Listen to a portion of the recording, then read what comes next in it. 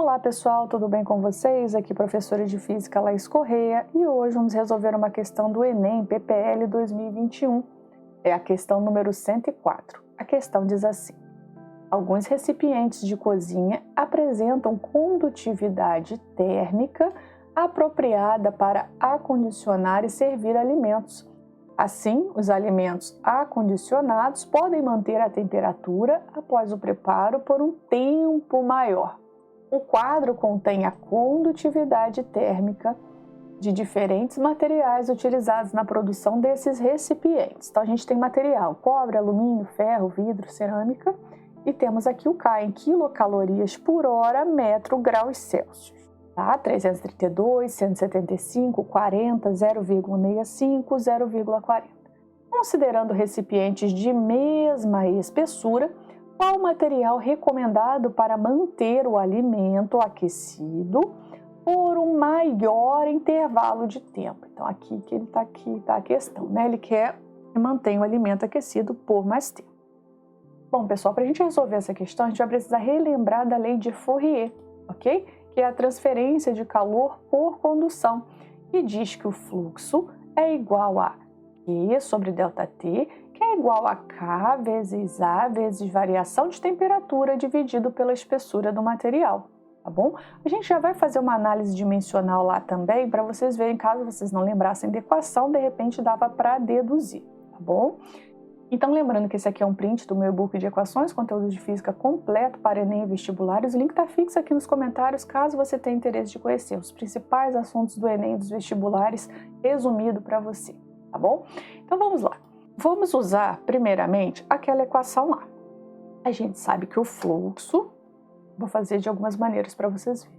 Fluxo é igual a Q sobre ΔT, que é a equação da potência, né? Que é igual a K vezes A vezes variação de temperatura sobre a espessura.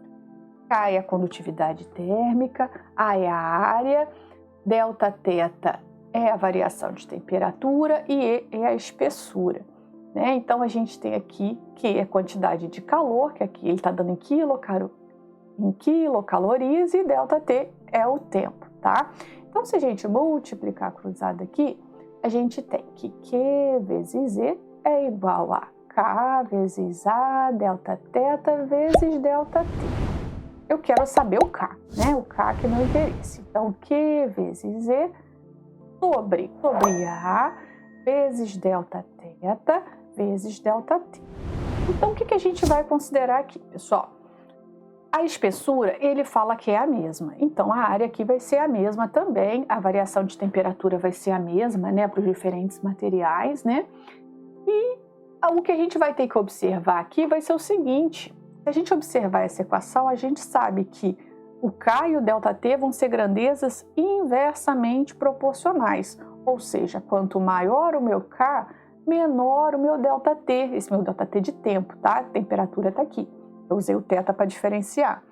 Então, eu sei que quanto maior o meu K, menor o meu intervalo de tempo. E quanto menor o meu K, maior o meu intervalo de tempo, pois são grandezas inversamente proporcionais. Ok?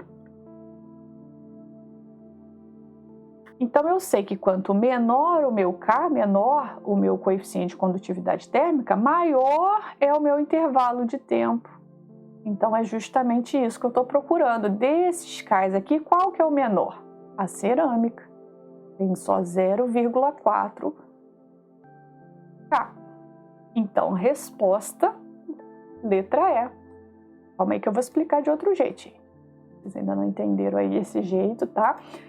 Outra coisa interessante vocês repararem aqui, olha só a unidade que ele deu aqui pra gente, tá? Mesmo que se você não lembrasse da fórmula. Ele falou assim, que o K vai ser igual a quilocalorias dividido por hora vezes metro, graus Celsius.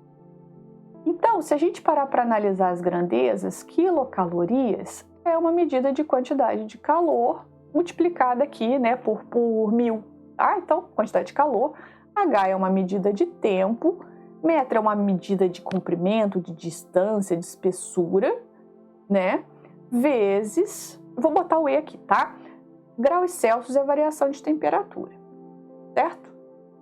Medida de temperatura, se você botar só o θ aqui. Então, você já conseguia ver que o K e o ΔT eram grandezas inversamente proporcionais. Aí você vai falar, poxa, Laís, mas a espessura está no numerador aqui, na nossa equação oficial.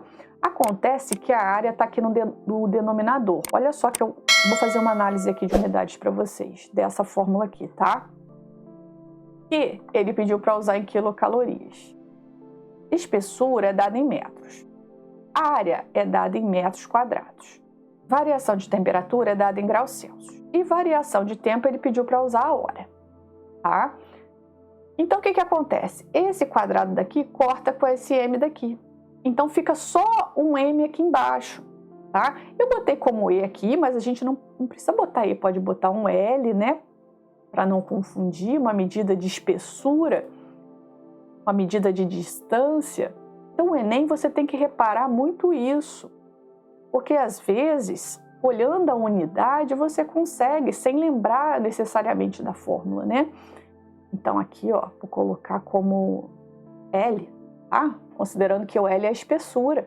Ele fala que a espessura é a mesma, né? Então, você já consegue visualizar que pela unidade que ele deu, que o K é inversamente proporcional ao tempo, ou seja, quanto menor o meu K, maior o meu intervalo de tempo, que é justamente o que ele quer saber. Você já mataria a questão, item E, tá? Mas, se você lembrasse da equação, né, você faria com mais segurança, né? Não teria tanta dúvida de fazer análise dimensional, mas dá certo do mesmo jeito, tá legal? Bom, pessoal, é isso. Se vocês gostaram dessa resolução, eu peço que deixem o seu like, se inscrevam no canal, compartilhem esse vídeo com seus amigos que também estão estudando para o vestibular. Isso vai nos ajudar a produzir cada vez mais conteúdos como esse. Muito obrigada, forte abraço, até a próxima questão.